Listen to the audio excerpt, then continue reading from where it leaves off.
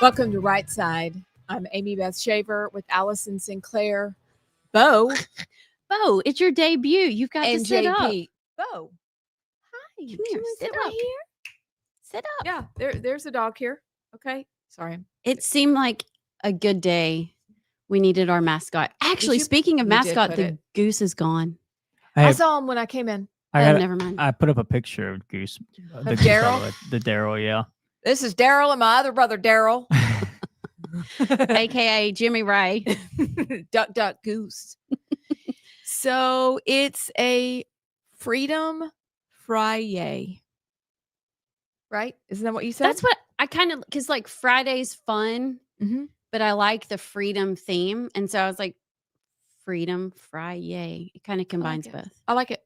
Our Friday sound effect was this. Okay. Freedom Friday. Okay. I got it. So like cannons for the revolution. Clap. And then the clapping because it's Friday. Mhm. I get it. You know, also though, it could be, maybe you could also, since it's fry, like slip in a little bit of some French fries in deep fried oil. I can't believe you said that because we had that, and then yesterday I replaced it with the. So I have to go back in later and re-add the home fries. But yeah, I just same brain. Yeah, you know, we make a great team, the three of us. So how are y'all? Recovering. Okay, recovering. It's better than yesterday. But I did have to bring Bo. This is the first time I've brought him in, and he used to do the show with us back in the day a lot. So cute. Hey, Bo. But it just seemed like we needed a little Bo break on this Friday. Well, and you can tell everybody's going out of town for Thanksgiving already, just based on traffic. And that's fun. We do have a great show for you today, obviously, including the montage, obviously. We are debuting our word of the day. We are going to do sports in the 4 o'clock hour, the third segment of the third hour of the show. We have Caroline Dobson joining us at 3:30 today. Did I get that right? Producer, 3:30 today. That is correct. Thank you, EP, executive producer. And then all the news we can manage in between. What? The light in JP's prison cell just went out. Yeah, they shut my. I only get like 10 minutes of light a day in my cell. So.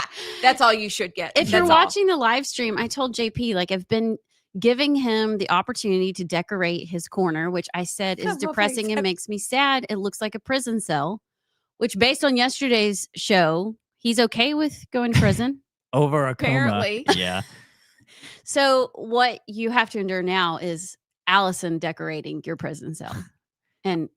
But I brought good stuff. You did. I mean, I'm going to do it during the break. I've got a flag that I could put up there behind me too. JP. Yeah. You've had a flag this whole time? Well, it's in Gadsden right now, but it's my grandfather's flag. So it should probably go up behind grab me. your flag, man. Yeah. Okay. That's got to go on the wall. It looks like those videos where you like remote in with somebody in prison. It's like y'all are in the free world, and I'm just like. This is a 1-800 call from Sing Sing. Do you accept? My free 3 hours of the day.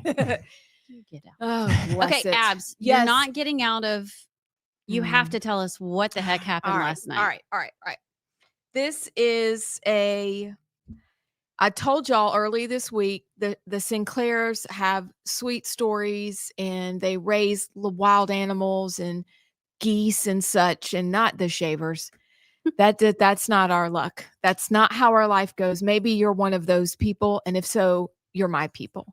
But we can all be people together. So our littlest dumpling is home. Did you watch that funny video I sent you about moms on their children coming home from college? I was getting our coffee and I missed it. So she's home for break, and Chris and I retired early because we're tired and we want to read. So we read, we fall asleep.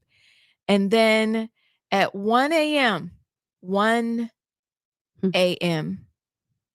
time when some people used to come in, not me, at 10 o'clock, I was like, I'm out, peeps. I heard this. really.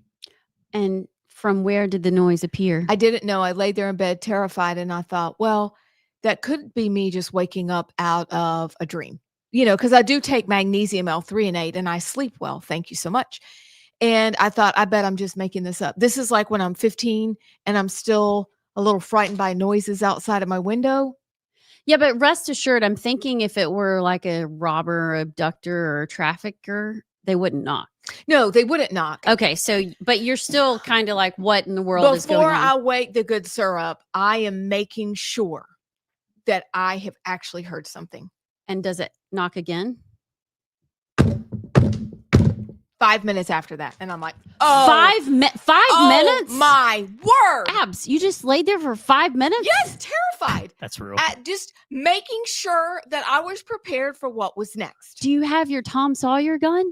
Well, he does. And so I hate to wake him up. I really do. Because when you're our age, you don't go back to sleep easily. This is not like having babies and you feed your baby and, oh, you're so cute. And you go back to sleep and you sleep like a rock. So I'm like, oh, crap. I heard it. So I'm like, sweetie, Chris, honey, Hello. Why are you not like, Get up. yeah, you might have met, like, by then, if it is a robber, he's already in your kitchen. Well, he is. And so I wake him up. He immediately pops up. He's like, are you sure you heard it? I said, I heard it at least twice. Please go find out what it is. I don't know what it is. And because he loves me, he ran into the closet, grabbed our Tom Sawyer, and it's a Sig Sauer, guys. We know what it is. We're just kidding. No, I didn't. Well, Jared bought me a gun for Christmas like 2 years ago, and Scott Beeson actually asked me what it was called. And I said, it's gray. And then he said, I was like, something like Tom Sawyer. Anyway, that's the joke. Okay, but we know what it is. So he grabbed our Tom Sawyer and went downstairs. I actually think it's not our Tom Sawyer. I think he grabbed our Glock and he went downstairs. And he's just tiptoeing through that. But it was the fastest I've seen him. Like, I'm up. I'm going to get the gun. I'm going to go figure out what is going on. But he never heard it. He just was going on. He's trusting me okay. because in 28 years, I've woken him up about twice. So he knows if I'm waking him up, it's go time. Serious. Okay. So he goes downstairs. I hear him go downstairs. And I'm like, oh my word, do I stand here? So I stand in the threshold of our door. I'm like, what do I do? Do I grab my phone and call 911? Like, what if he gets shot? What am I going to do? This is awful. So then he lumbers back upstairs. So I'm like, okay, the basement's clear. That means no dogs are out. They're in their crate. They're not out running around like banshees. We're good. Well, so why in that moment would the dog, like the dogs can't knock? Well, so why are you thinking the dogs are out and knocking? Well, so he lumbers upstairs to the kitchen and goes out on the back porch. And it was Moose outside pawing at the door, and it slam, slam, slam, bang, bang, bang, just like that. Like if I record it, which I will, so you know I'm not lying, scared me to death. Somehow he got out. We don't know. Abs. But your dog Moose, by the way. My dog, we have 3 bull mastiffs. He's the oldest. He is a tank. You've seen him. Uh-huh. And he can open the porch side door on the right side, just off the kitchen, and he can open that door with he can grab the lever. Push. No, the other dogs can do that. Somehow he can open that door, but he cannot open the door coming up from the driveway. And so he's decided that it is cold and he wants his bed, and his bed is just inside the door. And he did that to me, and I thought I was going to die. Chris was very happy to tell me that it was only Moose. And I was like, I feel like such an idiot. But I also thought, we did cover some things on the show this week. And somebody could have come to the house to try to get us. Don't, because then you're going to freak all of us out. Next time I hear on my door, I'm going to be like, oh, crap. So that's what I really thought. I thought, oh, no, these people telling us we were brave. And we're like, we're not brave at all. Oh, somebody came to the house. It was just my dog. Turns out it was just the dog. That I have so many thoughts. Number one, you don't know how. Like, did you leave him out? No, someone did though. How old is Moose? 6. Okay. And he weighs so 120 we don't want to pounds. name who it was. No, but there's only one other person in the house. Okay. And that person perhaps let the dog out. That scared me half to death and made me go through the scenarios of what am I going to do? My husband's too tall for me to catch him if he gets shot. I'm going to just call 911. I'll run through and I'll let the dogs out. Maybe I'll do that. And like I'm going through all the scenarios because I've watched too much Dateline and listened to too much Dateline on all my drives. And I always go to the worst case scenario every single time. I am the worst case scenario girl. I think it's good to be prepared though. I was prepared. And then I was happy. I was like, oh, look, hey, you're alive. Let's go back to bed, which took an hour. I gotta say though, that's like most men, their dream where they can, it's like, it's go time. Yeah. Let's get the gun, do patrol. It's go time. It's like, get the night vision goggles. Like, oh, if he had night vision goggles, forget about it. But I'm telling you, 3 times in 28 years. Now, for the first 7, he was always gone. So I was by myself and had no gun. But he knows if I ask him to go check out a noise, it's worth it. So I'm going to let you here today. I'm going to let you hear the noise. I'm going to record it for y'all so you can hear what that sounds like. How are you going to do like that? Are you going to lock him out and tell him to come in? Yeah. Yeah. Okay. And I'm going to get him like a hot dog on the other side of it. So he's very excited to get in for a treat. All I have to say is treat, and he's done. I just don't know how you laid there for 5 minutes. that would be me. You would? Yeah. Jesus, take the wheel. I would probably wake up and say it was a car, doors, or something. Like I would convince myself to go back to sleep. Oh, I forgot to tell you that the night before, our son had ordered a Dollar General order for his apartment that came to our house. And so at 11, lights were flashing through our window. So there was that in the back of my mind too. What is it? You could do Dollar General orders. Yeah. I mean, who knew? What do you get?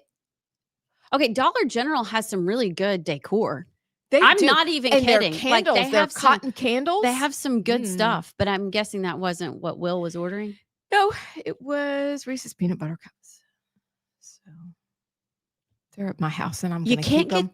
Those. Like I'm thinking, I'm going to Walmart instead of. Well, it was late also, and he was studying for a bio exam, which he did make 100 on, and that was his treat. And I was like, "Well, you're not getting it back. I'm actually going to give it to your fiance when I see her next week. She can have it." He's engaged. Hey, I think we're way over for a break, man. But that was a really good story. I'm glad. I thought it had to do because with 4 kids, police often are involved and JP jail cells. And if so I'm going in jail, I'm calling y'all to. I mean, look at yourself on that I'm TV. coming. You look so depressing and gray. When I get out. Where's your sweatsuit? 1-800-SING-SING. What is Sing Sing? It's a prison in New York. It's rough. Oh, is that where P. Diddy is? You don't want to listen to the podcast about that. Okay. We'll be back.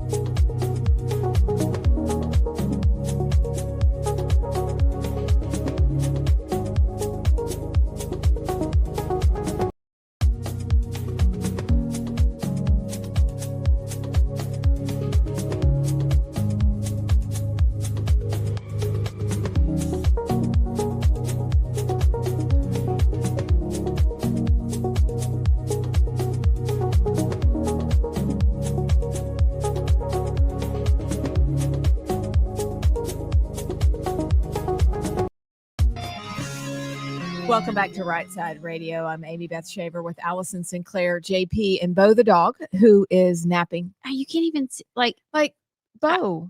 it's your big day. Bo. Bo. He's literally asleep in You the heard chair. Bo. Hey, Bo.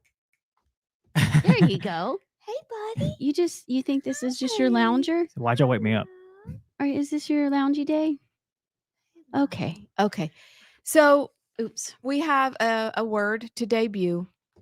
JP, this is our new segment, and it's going to happen when I feel like it, unless you send words to me or Allison, who can't quite get the iPad open, and it's fine. How do you do this?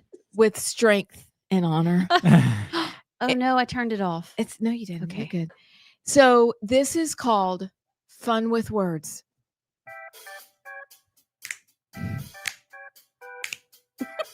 Does it? There we go.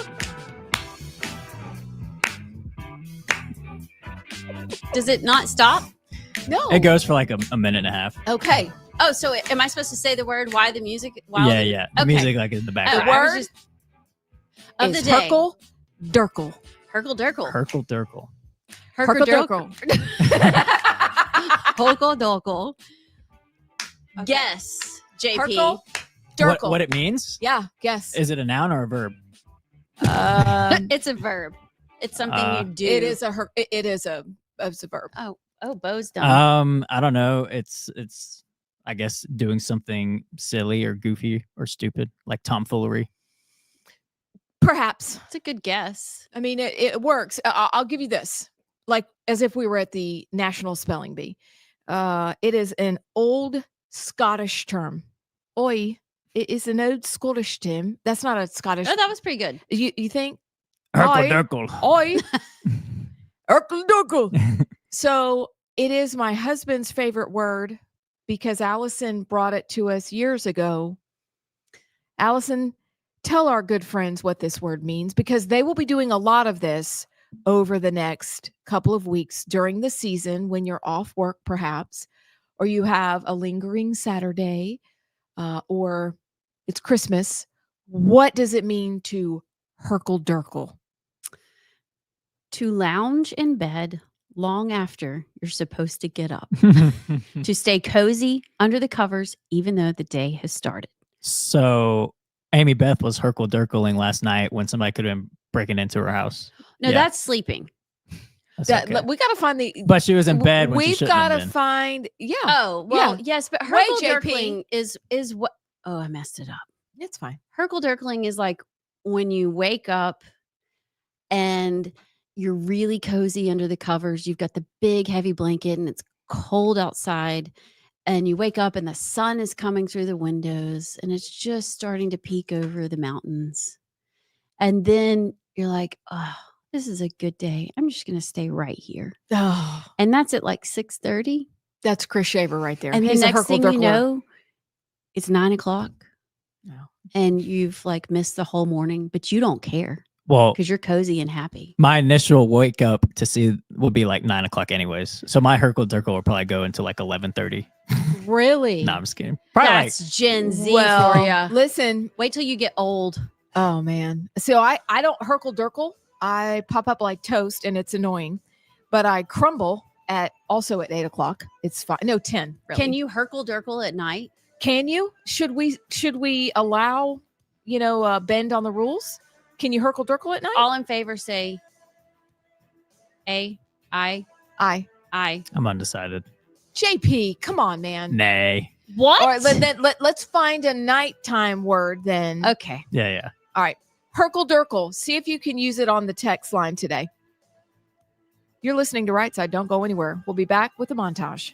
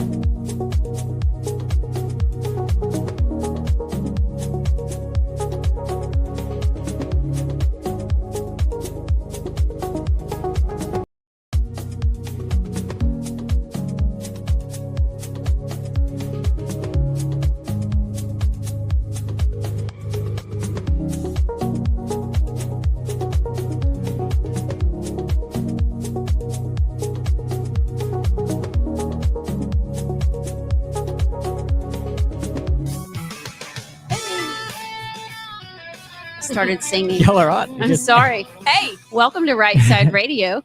We are not ready. We're just singing and dancing. But we've got to get really serious because actually, JP, we've got some serious topics We do. to cover. Extremely serious topics. I mean, there's a lot going on, and I hope we get to all of it. We'll have Caroline Dobson, who's running for Secretary of State, on at 3:30. Honestly, did anybody know what a secretary of any state did up until before 2020? No, actually, I I found out what a Secretary of State did when John Merrill came and spoke at my high school. Partially. Could I say partially? Because I like the Secretary of State from Florida who was around in 2016, 2012. She was dark-headed. But what did she do that you remembered her? Well, oversaw elections. Yeah, but I guess like was she the dangling Chad? No, she would have been. Remember, you I've don't gotta know go dangling find Chad. That was 2001, right?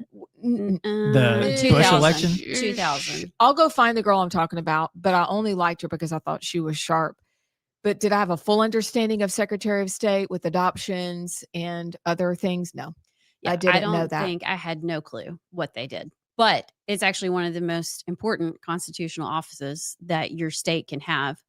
And so Caroline actually ran for District 2 congressional district, the new one with redistricting that they drew out just so another Democrat could win. And she did really well, but she's now running for Secretary of State. So y'all stick around for that. The montage covers a lot. So As it always does. we're going to go to Let's JP's miraculous montage. But first, first, we have to tell them about Stan McDonald.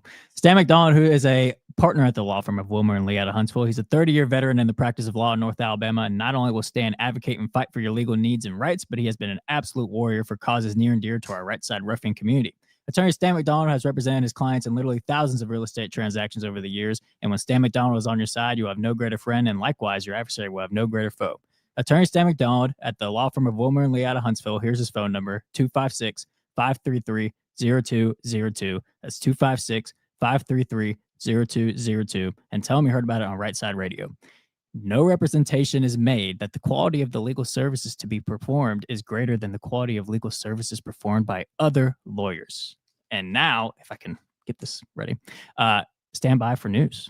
Time for news.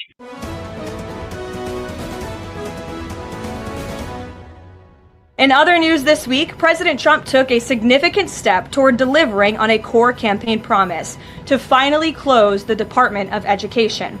To shrink the bloated federal bureaucracy, the Department of Education just entered into new interagency agreements with 4 agencies: the Departments of Labor, Interior, Health and Human Services, and State. The majority of Americans across the country handed President Trump the popular vote precisely. They're painfully aware that only 3 out of 10 students can read proficiently at their grade level. They know that college students are collectively $1.7 trillion in debt, and less than half of college graduates get a job that actually uses the degree which they studied so hard to get.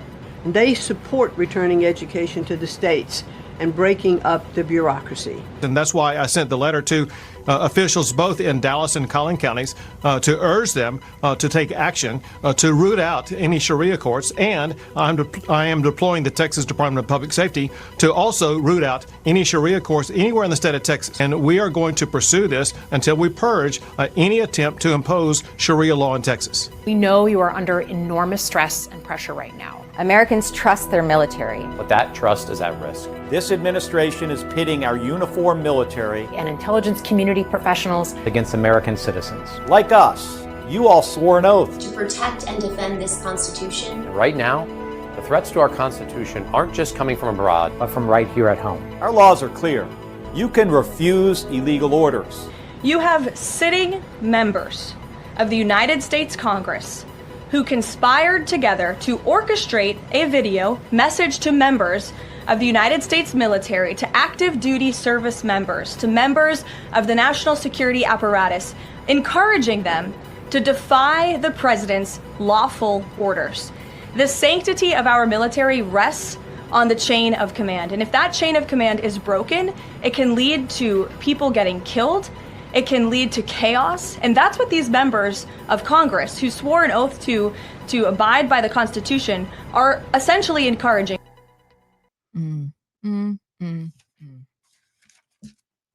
Which, what in the world? On the last story. Yes, ma'am. Well, what are we going to start with first? Because I don't want to go into that because I might have a little bit different view on that. I'm curious your all's take, but we can wait. Okay, So, we'll wait. We'll okay. wait. Is it okay if we do education because it made me go down a rabbit hole? I figured we'd start with education. Yeah. So, did y'all go down a rabbit trail with education? I'll be honest. I didn't do any research for today. Okay. I didn't look at anything. I have gone down rabbit holes with education several times. Yes. Okay. So I just kept it basic, but you can rabbit trail, but I'm not going to rabbit trail on the show. Why not? Well, just because Rabbits are cute. I love rabbits. We have a rabbit right there. I think rabbit trails lead to good discussion. So feel free. Okay. So this is not a rabbit trail. This is just a question. But we have a clear, and I learned so much from PragerU and looking some things up, things that we know that maybe we just need to be reminded of, because it's the same argument that people used when abortion was getting sent back to the states, where people are freaking out saying, what are we going to do? This is terrible, yada, yada, yada. This is getting sent back to the states where it always should have been. This is the second thing that I can tell you in my mind should be given back to the parents, to educators. But I forgot that the Department of Education was started by Jimmy Carter when his poll numbers were low. And he wanted to give the largest union in the country some red meat so they'd vote for him. He still lost, obviously. Thank the Lord. But that's what happened. What I didn't consider, I thought I knew before that we were tops in the world. I'm not going to use the word globe because I hate the word globalist. We were top. And so the question is, in my mind, why did we accept such a clear before and after for so long when other presidents could have done the same thing? I mean, I think we know the answer, but the Department of Education, their budget is $268 billion. It is a slush fund for elites. They do very little for children and everything for the teachers, for the union, for the leadership. They mainly, according to PragerU, and there's receipts on all of these things, mainly care about hiring new administrators. So there's this wicked web of bureaucracy that we can't see our way through. But I need all the people who tell me that there are that they can vote Democratic. I'm just saying this for now. We get in tussles with people who are in education all the time. They get very upset with us for talking about education, like in fights with people. When you say, we could do better. And this is what really got me going, was the 1 in 4 proficient in math. 1 out of 4. 1 out of 3 proficient in reading. And do you know why we're in the state we're in today? 13% of our students, only 13, were proficient in history. Only 13%. We're 28 in math and 36 in literacy. You guys, this is a no-brainer. But I just keep going back to, this was never about the kids. And we've had all this time to do what is right, and nobody did it. Nobody did it. And so there are believing teachers on the inside. And we need to hear from those believing teachers like Kathy Bradford, who's going to run for State Board of Education. But why, when the right thing could have been done long ago, when it's clear that our kids are failing and now we're focused more on mental health than we are on educating our children? I don't understand why. It's a very simple thing, but I don't understand why it hasn't been done before. I think it's the same reason that most people don't know that the Department of Education, I mean, in my head, up until a few years ago, it just has always been around, like since the Constitution. You don't ever think about why was this huge department, large employer of federal employees. It just has always been there, but it hasn't. Like you said, I think it was 1978 when Jimmy Carter formed it. So he, the teachers unions would vote for him, and genius in so many ways and so detrimental. But Mac Butler, the representative that was on the other day, he reminded us, if you listened, school started at the church in each community. Sunday school was literally come here, learn how to read, because your pastors who had studied the Bible were the most educated. And so it started in the community. I would venture to say, as it has gotten further away and you go to DC, our education system has tanked. And you had the numbers, 36 in literacy and 28 in that's America versus that's the world. Right. So that's where we rank now. Because like you said, we're we awesome. used to be like number 1, number 2. I have some of my actually my daughter Jennings is named after him. His name was Jennings B. Sanders. And he he actually lived in DC and was a professor. And he wrote several history books. And I have a lot of his, actually some of the books on the shelf are his, I mean, old, from like 1800s, just basic math, reading. You would not believe, we should do that someday. Like some of the questions on these very basic, like 5th grade, elementary age. We're doing it. Test. I couldn't even answer them. Education here used to be excellent, exceptional, above average in every way. And now we're like, have y'all talked to some kids? Sometimes I even listen to my own kids. I'm like, this is embarrassing. They don't know. What was it? Oh, Jennings texted me the other day and she's still like, accept versus accept. I get it, but like, come on, pretty basic. Go ahead, because you've been closer to the education system. I mean, we were graduated 30 years ago. Don't say that. I graduated high school in 2021. That's sweet. But yeah, I mean, most of my knowledge on stuff like history, but also civics in general, like how our system works, self-taught. Like me being interested in the topics and reading books and listening to audiobooks while I'm working out or doing something like podcasts. Like it's all self-taught, and it's stuff that I would constantly be like, why did they not mention this in school when I grew up? And you could probably say, well, you weren't paying attention. Yeah, you can say that, but it's just critical stuff, like foundational stuff that is important for your knowledge of not only the world around you. With history, everything leads to another, and you can't really understand the present until you understand, the process, how we got there. But it's just stuff like, oh, that's right. Maybe because we spent too much time talking about how America's racist, too much time talking about your mental health, and telling kids, if you feel suicidal, that's okay, and you plant that seed. It's like, why? Just teach them. It's too much indoctrination and not education. I think you even said it yesterday. One of y'all did when we were reading from The Naked Communist about getting into the schools. Yes. And if you don't have the federal, Department of Education inserting itself in ways of, controlling the minds of kids, that I think that's part of why nobody's ever tried to do it. But also, it's too hard. That's scary, But it's so many of, myself included, so many of kids, I feel like today, they have to be interested in history, interested in how the system works, and go out and learn actually learn it. Yeah, themselves. Yeah. When we come back, I have a brilliant quote from C.S. Lewis that just kind of sums it up, but also it does exactly relate into what we were talking about with the communist priority, 45 communist goals, because it goes right into that. And I think that's a good conversation to have around the Thanksgiving dinner table. Let's just stir it up, guys. Let's get to it. Hey, that's a good question.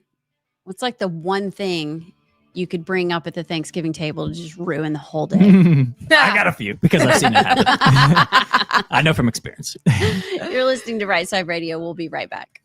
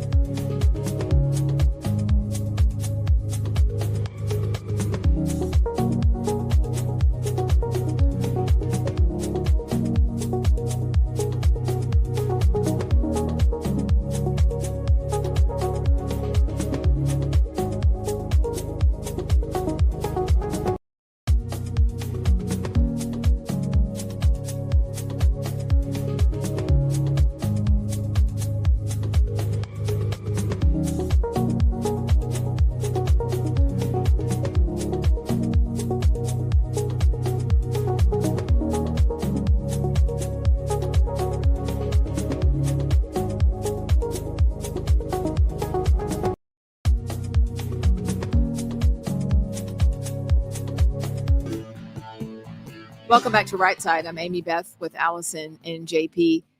So what I was saying in the break, and I wanted to know if y'all agreed, I feel like education, it is my opinion that education is the clearest example of the red washing of our country.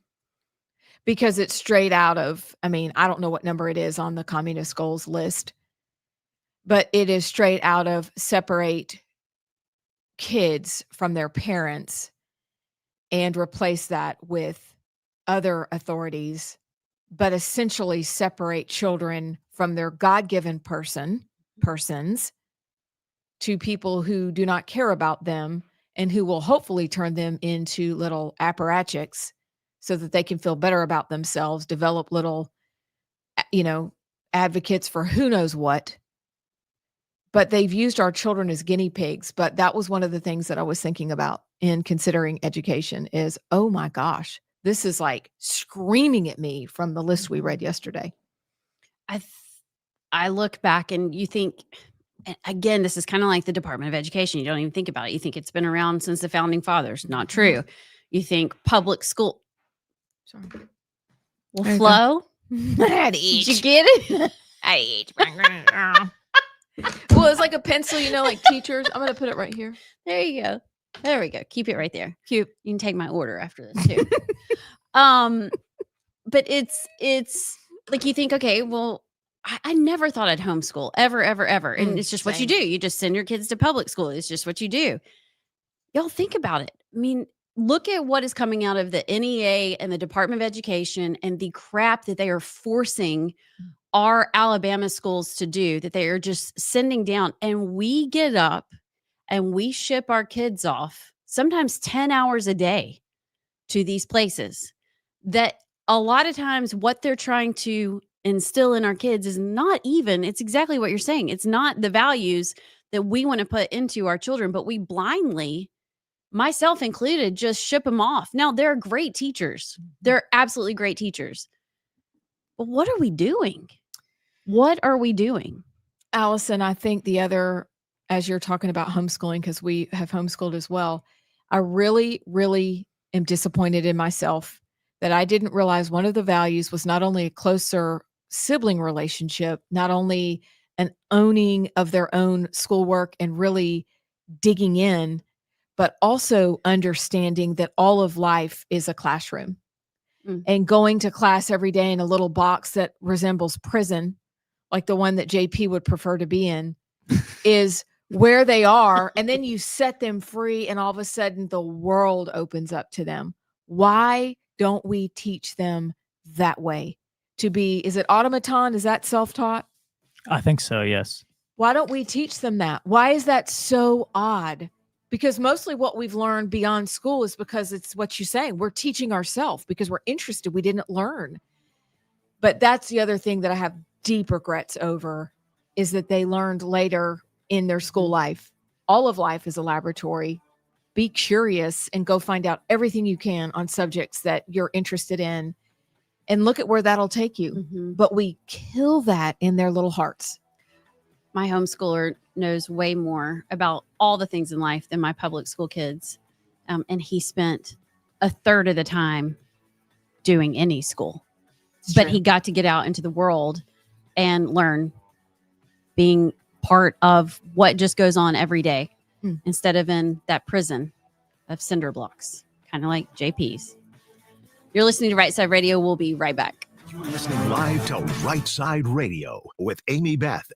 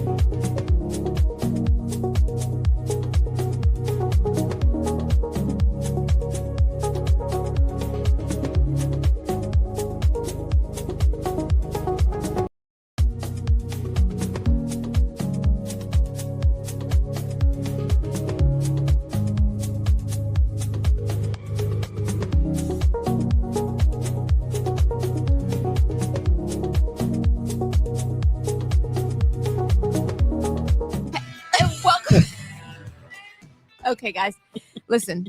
It's a Friday. It's a Friday. I basically almost fell on the headphones because I was trying to fix. Our prisoner has been set free. The guard allowed me some decor for good behavior. So look at that behind me. Look, I brought. It looks awesome. I brought the most manly stuff I could find: a trout and a deer skull. Are you going to let us put any like garland or anything on that? Well, we're going to holidays. Yeah, we're putting a wreath around the deer. Okay. And then twinkle lights. I actually love it. Twinkle over his head. Oh. Yeah, we need to put a Christmas tree behind y'all somewhere. Say less. I would say in the middle, but they'll block the neon Well, sign. maybe we can just put it, so it peeks out a little bit. Like a smaller Christmas tree. Yeah, let's do that. Okay. So we have Caroline Dobson coming up at 3:30. 3:30. Okay, which I will fix our headphone situation. But no, I kind of like it. Oh no, wait, we need to hear. Is there a to way to pipe her in without us having to have our headphones like Glenn Beck does? Let's work on that. That's why we're getting the little Justin Timberlake earphones. Okay. If there was right now, it'd get feedback on y'all's mic. And I say no to that. I absolutely. We'll fix the headphone situation. Eliminate that. I'm sorry, guys. I'm sorry. The trout looks good. Thank you. Well done. Bravo. I painted that Sinclair. myself. Bravo. Yeah. So before we talk to Caroline, and don't forget that JP has sports at 4.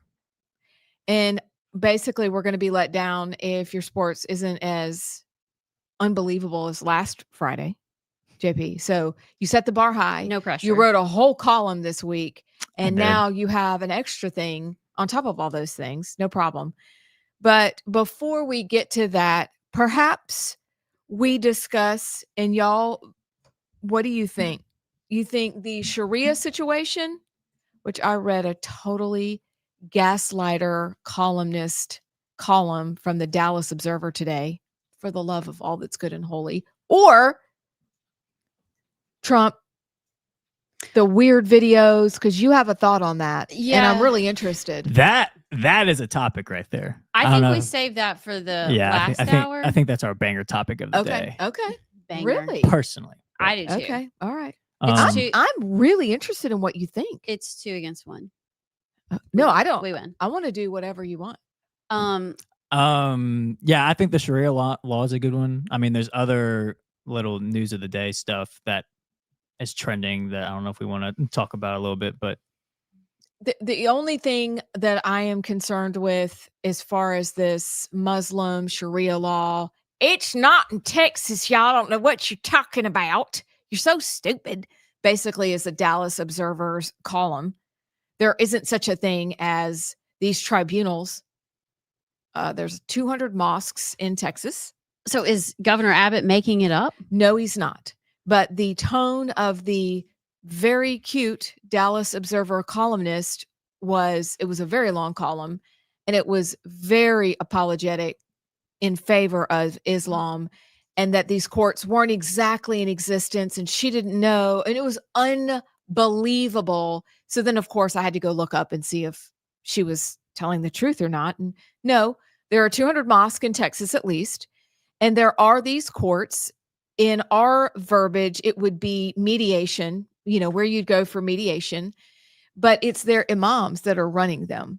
And they are in conflict with U.S. law because they are doing divorce proceedings. And I'm sorry, but you have to get married in the court. I mean, basically with your piece of paper, register it with the state, right? And, other kinds of proceedings. So it's definitely in conflict with the U.S. Constitution. And Governor Abbott is right.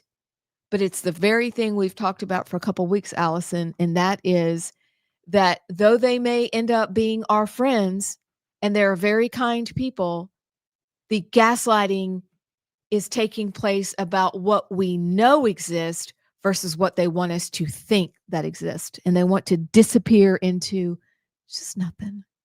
Can I read Don't worry. something I bookmarked a few days ago? It's a little bit long, and I'll try and pronounce everything correctly. Okay. But this is by Sana Ebb. She says, I was born Muslim in a Muslim family under a Muslim government. I will never move to a city where Muslims are the majority again.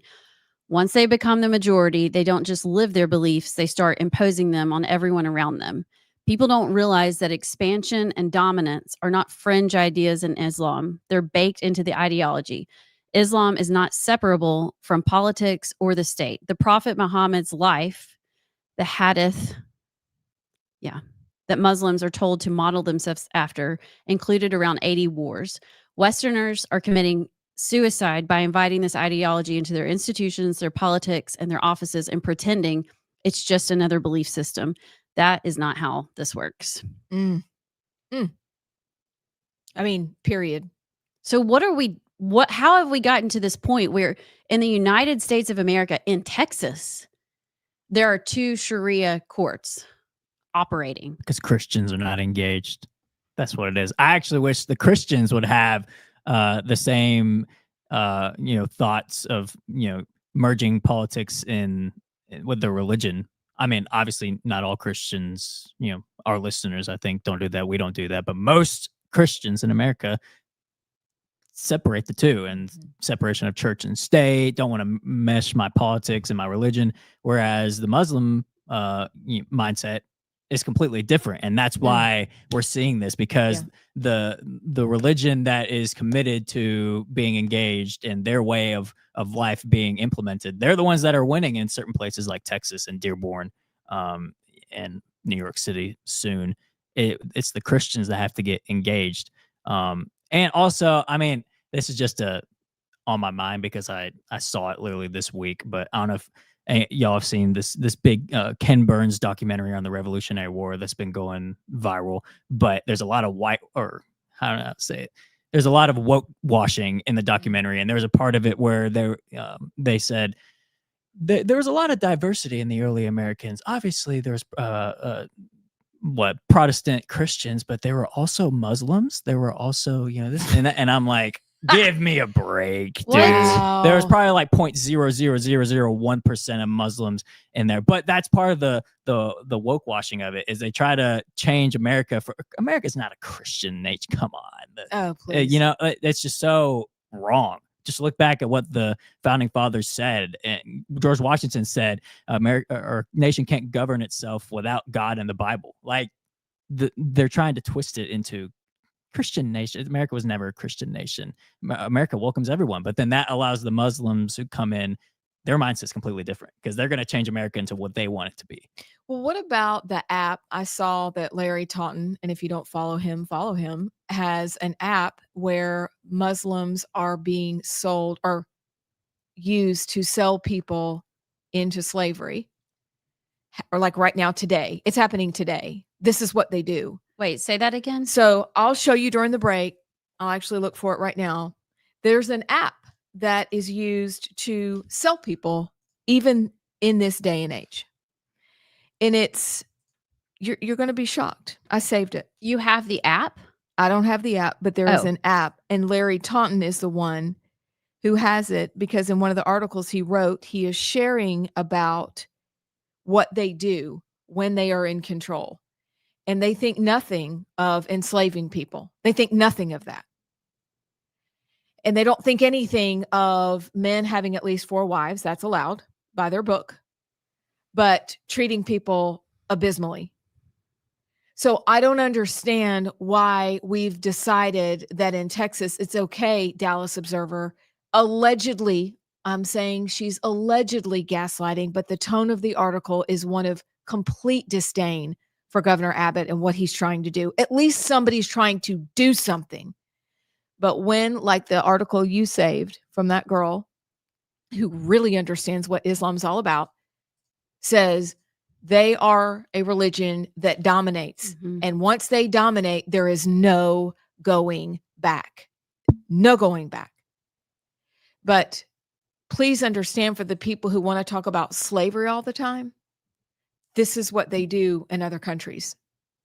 So are you going to get comfortable with that? Because that's what will happen to us. I don't know how anybody, Miss Dallas Observer, and all these, even, oh God, when the Muslim school petitioned to move in Shelby County, I had people whose kids are at Christian schools here in Birmingham comment on my Facebook post that they just couldn't believe. If it were a Christian school, would you be worried about them moving into the neighborhood? If there were a Christian, and these are people that are supposed to know better. But if you look back to the beginning of Islam, when was that? 600? Yep. Something? Roughly. Okay. From the beginning, their goal has been to dominate and take over. That's indisputable. They have tried to globally and have actually been pretty successful at dominating and taking over. Oh my gosh, is that the app? Yeah. So you can't tell me that's not what they're doing. You can't tell me that's not the strategy. Who was it? Was it Allie from Athens that talked about the Mecca strategy and the Medina strategy? Yes. I've been doing some research on that. It is terrifying, and she's spot on. They tell you everything they are planning to do, and we are stupid enough to still try and be nice. And it's not going to end well. It's going to end with all of us being on this app. I mean, that's insane. It looks like a game. Like it's brightly colored. Mm-hmm. It looks like right now, like it'd be fun. Like you're just going to go buy a new car and you can earn some cash. And no, indeed, you're trading people. So this is what is happening. The idea that they're having calls to prayer in New York City and other places around our country and around the world is a sign that they're there and they're not going back. So what then are we going to do about it? And yes, friends, obviously we want to share the good news with them. Obviously. That goes without saying, but that does not mean we invite danger to our front door because we want to be nice. Toxic, or what was it? Suicidal empathy? So, yeah. Essentially. Yeah. That's what we're dealing with. The live and let live Christianity. Yeah. How's that working out? Not well. I don't think well. We got to take a break. On the other side, we'll have more news. And then Caroline Dobson, who's running for Secretary of State, will be with us at 3:30. Stick around. We'll be right back.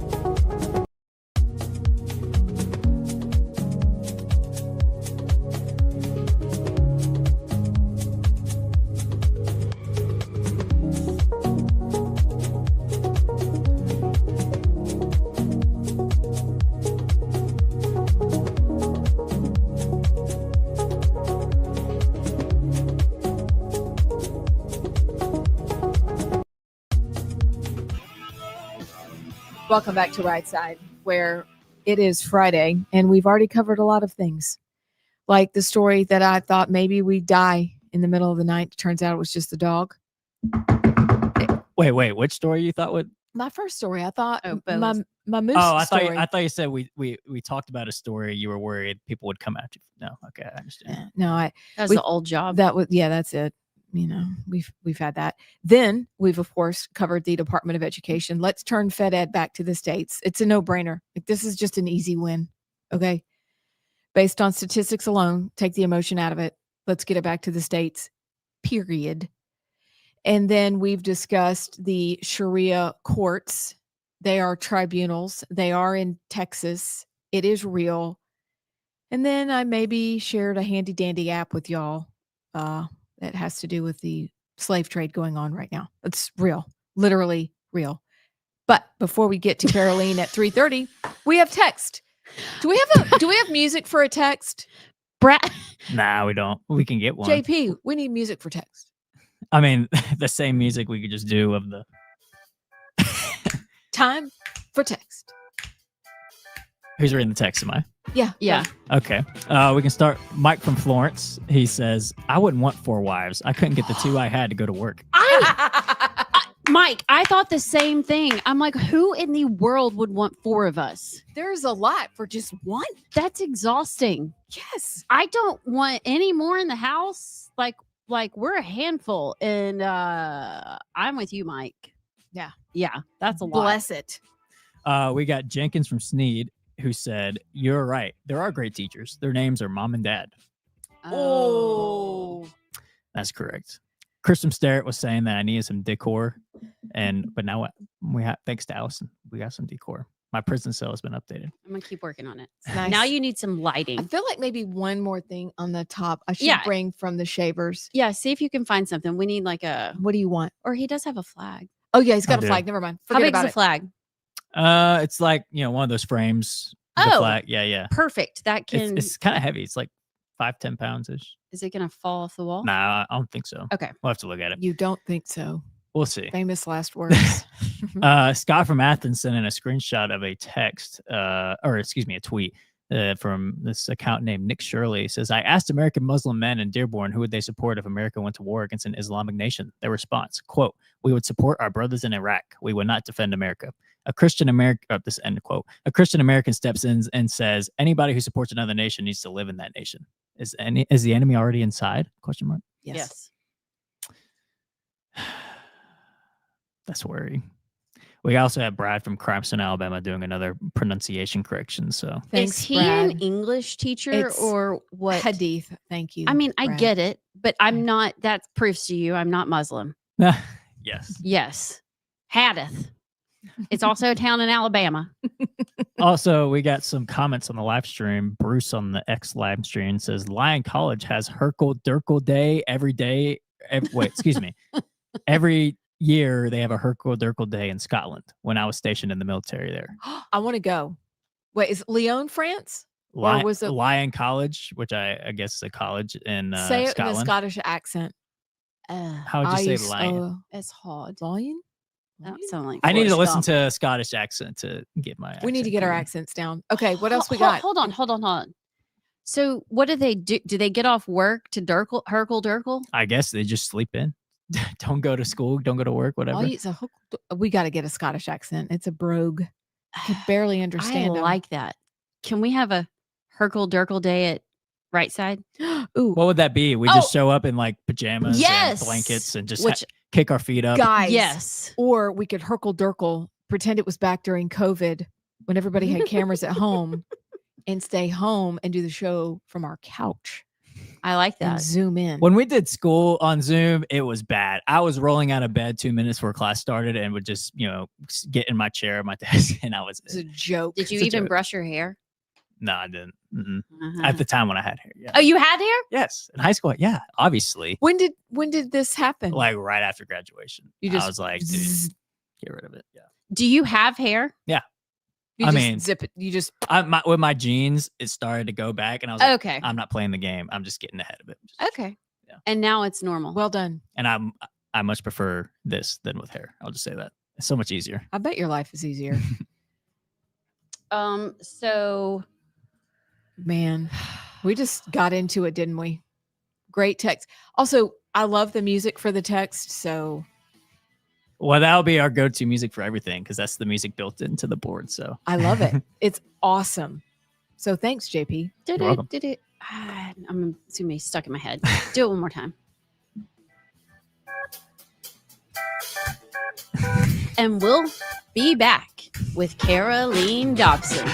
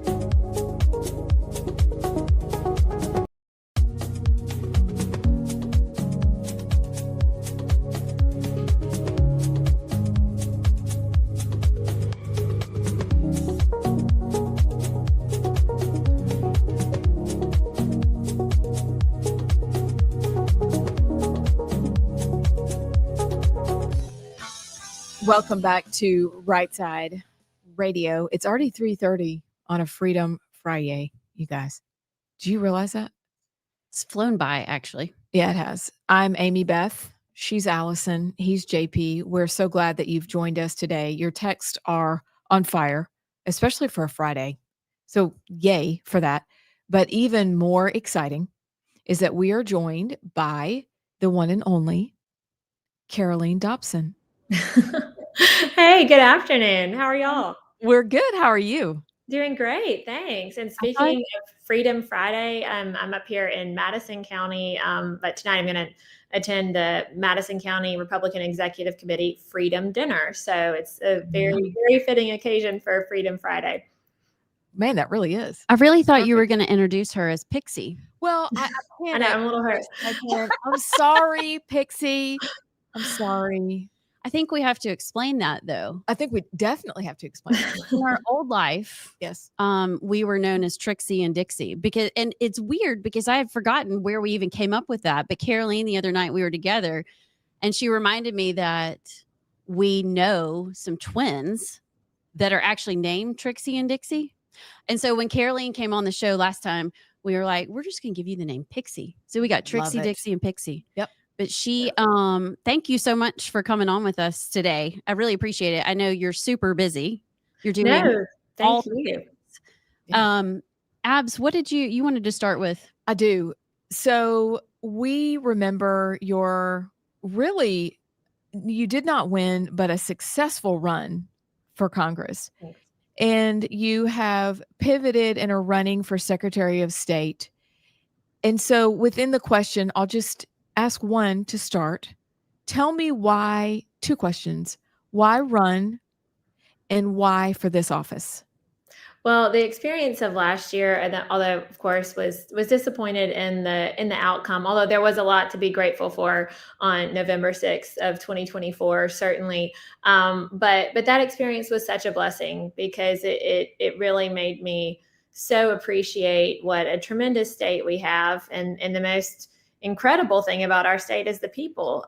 We have so many wonderful people in this state. And so that experience only deepened my desire to want to serve, and in thinking and praying about ways that I could do that. There was this opportunity in 2026, so many open offices, but also, I took a lot of time of prayer and reflection and discussion with my family about, I feel the call to serve, but is there an office in which I feel like I could contribute, that I could give something back to the state? And my background professionally is I'm a corporate and real estate attorney. So I interact with the Office of Secretary of State on almost a daily basis, helping clients form LLCs, file information reports, obtain certificates of existence. So that's kind of my day-to-day on the business services side. And then having been a candidate in a highly contested general election last fall, I appreciated both the framework and the legal basis of election integrity that we have here in Alabama. And I would say that we're strides ahead of other states when it comes to some of the laws we have on the books, but also the work that we have yet to do. I was very grateful. I had volunteers in poll watching in every precinct. I had folks that were well versed in election law, attorneys, neutral election observers in every single probate judge's office. In one county, for instance, there were 43 absentee ballots that our campaign volunteer flagged as being either fraudulent, incomplete, invalid absentee ballots. And 43 votes didn't make the difference in my election, but easily could have made the difference in a county commission race, school board race. And so there's no level of election in which election integrity doesn't matter. Election integrity is crucial. It's the bedrock upon which our freedoms, our liberty, the future of our country lies. And so, I just felt having that experience, and then combined with kind of interacting with the office in my day-to-day job in the private sector, led me to want to serve in this role and to try to build trust in both our elections and our economy.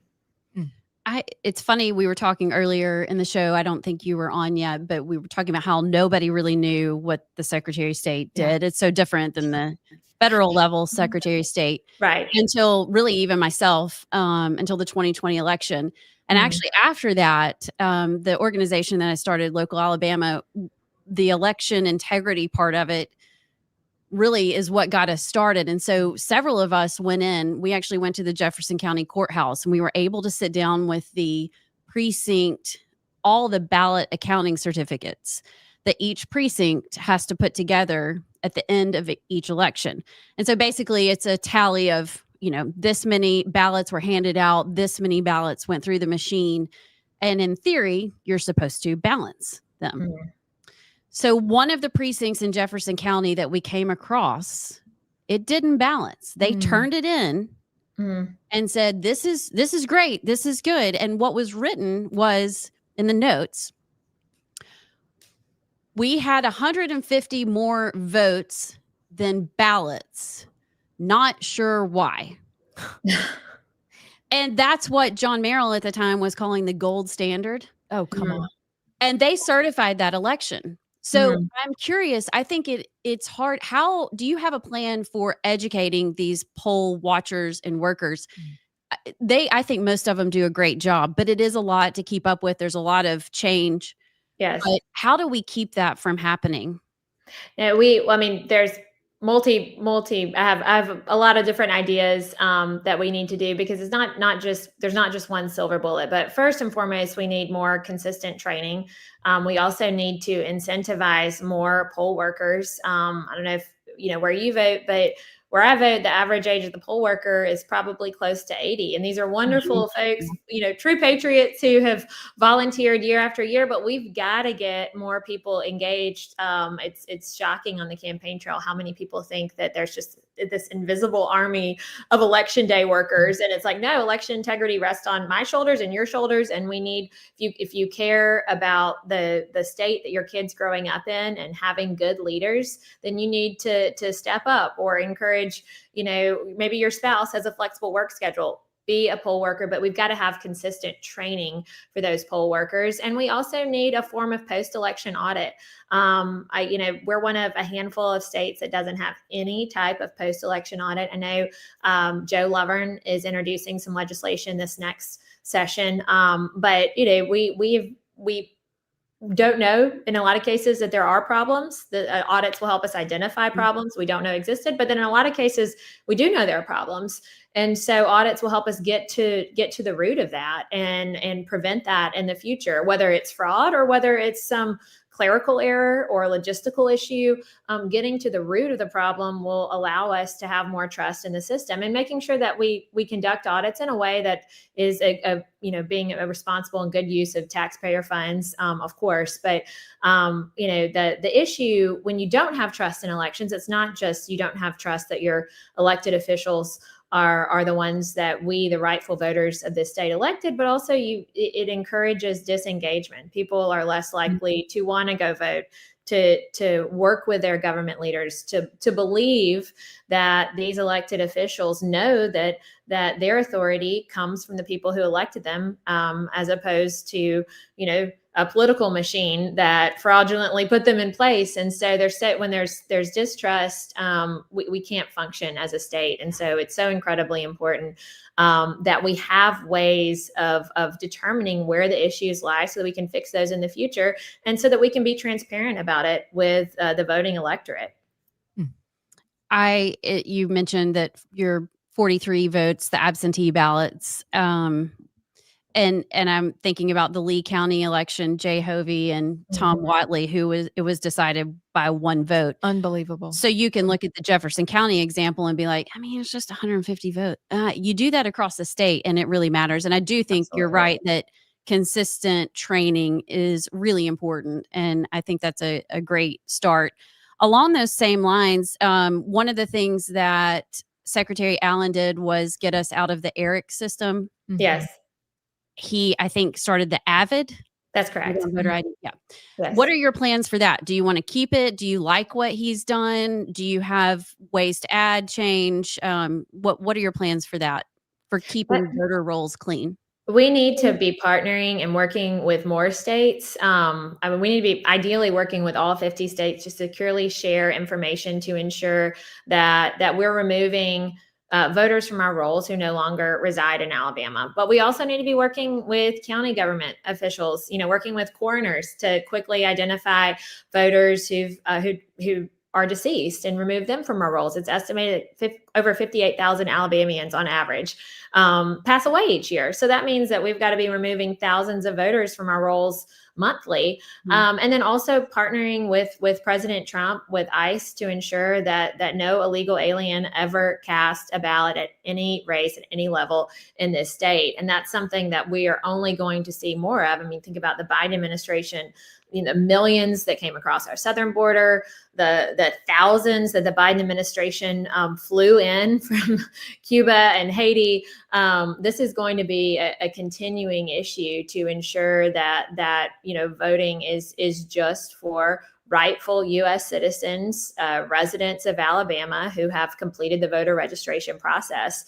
And I think part of that also, I want to work with our legislature to close some of the loopholes when it comes to voter registration. I'm really grateful that we have the voter ID law when you go to the polls to vote.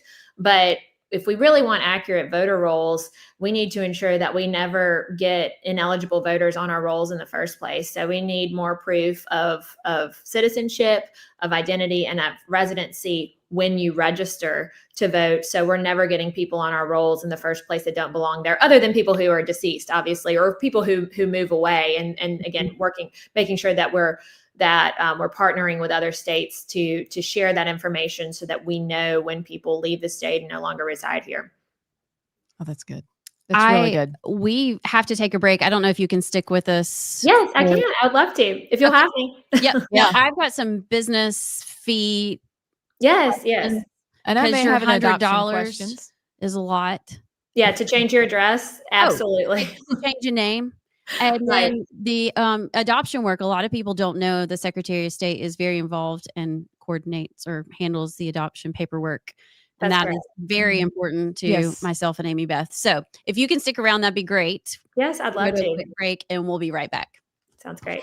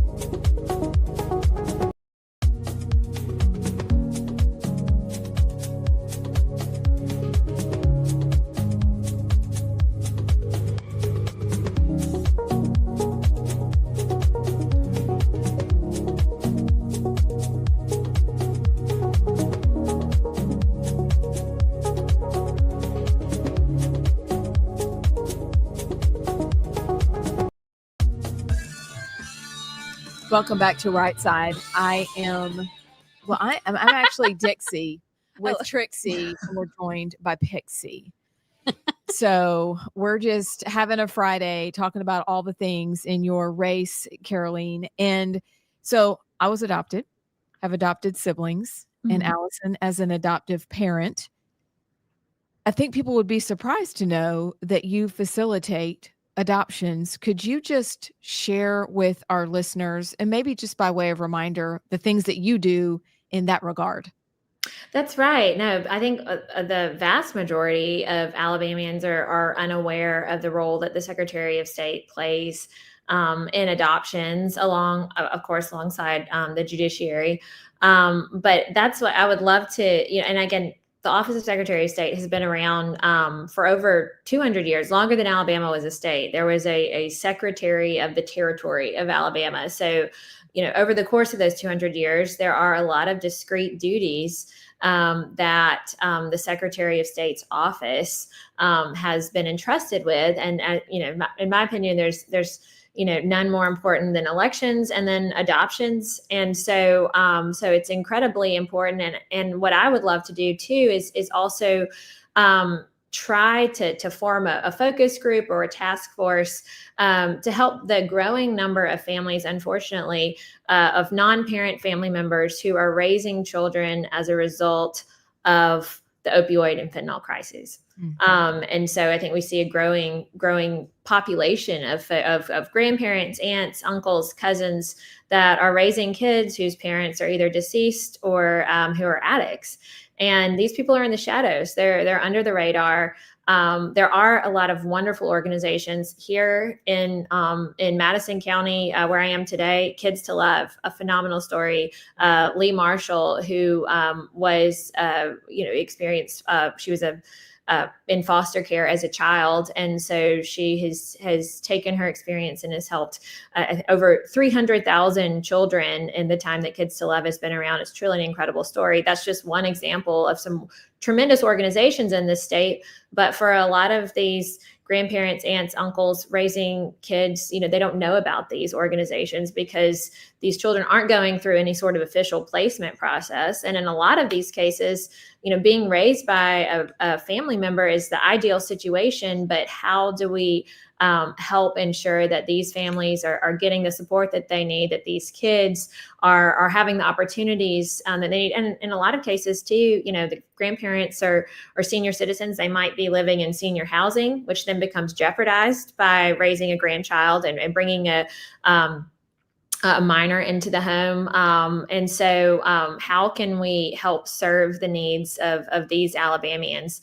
So that's just, again, another way in which the Office of Secretary of State, it is a tremendously important office, but a lot of folks don't realize how it touches them. I mean, first and foremost, with respect to every single one of us, the right to vote. That is the unique and sacred right of every single U.S. citizen. But also, so many of us, I lost a godbrother to fentanyl. I mean, it's really hard to find anyone who hasn't been impacted by the fentanyl crisis, especially, in the last couple of decades as we've seen it develop. And how can we help serve these families?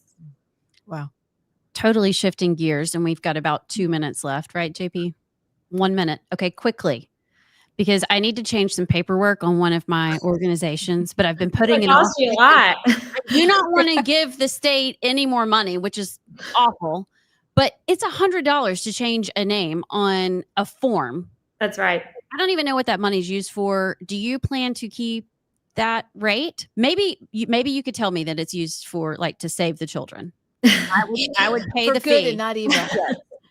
No, it is a very central plank of my platform, and I experience this because I have clients who are experience sticker shock daily. It's my name was misspelled. I want to correct the spelling of my name, or I've moved. I need to update my address. It'll cost you $100. That is absolutely it's a travesty, and it's not helping the small businesses that are the backbone of our economy. Those are the majority of my clients. That's how I've spent my career. I'm the daughter of 2 small business owners. So it's within the jurisdiction of the Secretary of State to unilaterally be able to reduce some fees, and I plan to reduce every fee that I have unilateral jurisdiction jurisdiction to do. For others that I have to have legislative consent, I'll be hammering our legislators to reduce these fees to make them more accessible, more affordable for people to start and grow and operate businesses. So to answer your question too, those fees go to fund the Office of Secretary of State. And Secretary of State is self-sufficient. It does not get money from the general fund budget. But in the office, the functions are very important. Election integrity, business services, adoption, so many other roles. But to make up that, I want to work with our legislature to try to get more Alabama corporations to actually be incorporated in Alabama. You'd be shocked at the number of big businesses that were started in this state, that operate headquartered in this state, that are incorporated in Delaware, in New York. They're rethinking that given the politics of Delaware and New York, blue Nork, these blue state policies that are killing We've lost Caroline. We've got, we'll give your website on the other side. We've got to go to a break. This is why radio is difficult sometimes. And there she goes. She's gone. Okay. But we've got to go to a break. I will give the website on the other side. Yes, we will. And where you can find more about Caroline. But thank you to Caroline Dobson for joining us today. We'll see you on the other side. We'll be right back.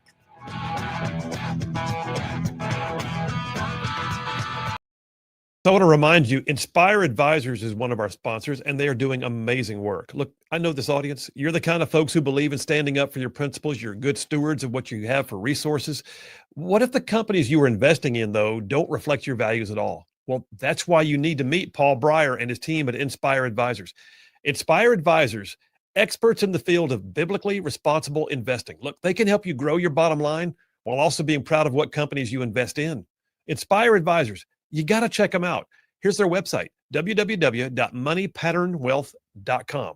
That's Inspire Advisors, www.moneypatternwealth.com, and tell them you heard about it on Rightside Radio.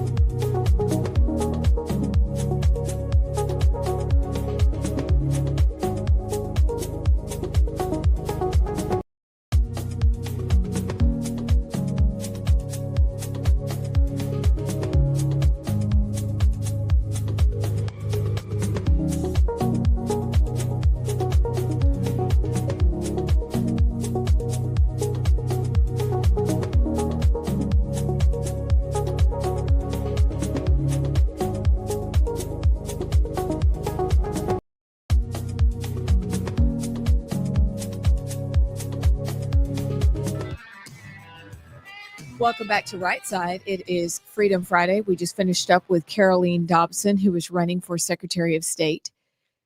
We nicknamed her Pixie in a past life when we were known as Dixie and Trixie. And Todd Starnes gave us that name, by the way. No. Or did one of our other callers give us that name? No, I think I gave us that name because of the twins. The twins that Caroline and I both know. Okay. That are actually Dixie and Trixie. Remember, I was Trixie Two Wheels and you were Dixie Two Chains? Yes, ma'am. And that was our name. And then she's the only one that ever got to join the club. Yeah, she as really Pixie. Is. It's true. And she's so cute. She's kind of like a pixie. Yeah. A tall pixie. She's so, when I saw her the other night, I was like, you're really tall. Yeah. She's always wanted to be her height. Anyway, I don't even know what were we going to talk about because it was really serious. Oh, but first we have JP Sports, and then we have. Oh, okay. This is sports. The best part. Okay. Do you have like Wide World of Sports music? Because you're like really knocking it out of JP. Oh, I love the jail cell decor. It's gorgeous. Okay. Good job. Up high. But no, we don't have that sound effect. We have the best sound effect in all of our sound effects that we have. Yes, you do. Okay, so we have JP on sports. And then after we do JP and sports, then we're going to get to whatever those videos were. And Allison has some thoughts. Oh, sedition. Okay, yes. Treason. JP, take it away. Oh, we got to start with the sound effect. JP on sports! What can I say? I mean, surely there's a wife in there. One of them, hopefully. So I guess we got to kick off the JP on sports story with, first off, the Iron Bowl just got a whole lot more interesting, unfortunately. And as an Alabama fan, it makes me upset because Alabama dropped their game to Oklahoma last week. So now Alabama has to win the Iron Bowl to be in the playoffs. And so what was going to be a game Alabama could maybe afford to, obviously they're not going to want to lose the Iron Bowl, but they're in a position where if they did, they could still be in the playoffs. That's now out the window. And so now Alabama will be going into Jordan-Hare in a night game where... Oh, it's a night game? 6:30 game. It's never at night. It's never at night, which is why it's scary. And Auburn has nothing to lose. Alabama has everything to lose. Auburn is going with quarterback Deuce Knight, first start of the year, redshirt freshman. He'll actually be starting this upcoming week or tomorrow, but they decided to redshirt Ashton Daniels, so Deuce Knight will be at the quarterback. And it's scary. Let me just tell you as an Alabama fan, first of all, how it's been 5 years since so the last game Alabama lost to Auburn was 2019 Bo Nix game.